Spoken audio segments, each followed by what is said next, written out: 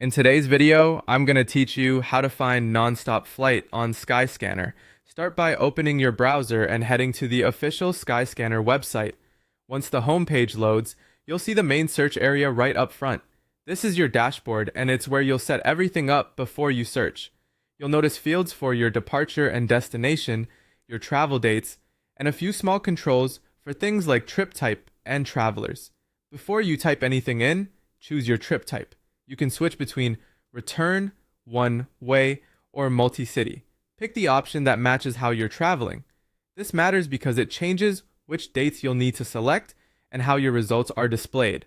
Now enter your route. In the From box, type your departure city or airport, and in the To box, enter your destination. Skyscanner will suggest airports as you type. Choose the correct one for your plans.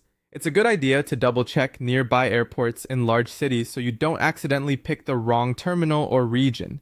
Next, set your travel dates. Click the date field to open the calendar, choose your departure date, and if you're booking a return trip, select your return date right after.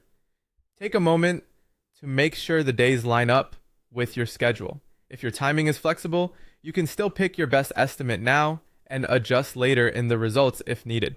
When your dates look right, click Apply. This locks your selections into the search so you don't lose them when you move on. With your route and dates in place, click Search. Skyscanner will gather available options and bring you to the results page. Here, all the flights that match your criteria will appear. You'll see airlines, departure and arrival times, prices, and the number of stops. Scan the list to get a feel for what's available and how prices vary throughout the day. To focus on the flights you want, look for the ones marked Direct. On Skyscanner, Direct indicates a non-stop flight with no connections. You can spot this in the flight summary line.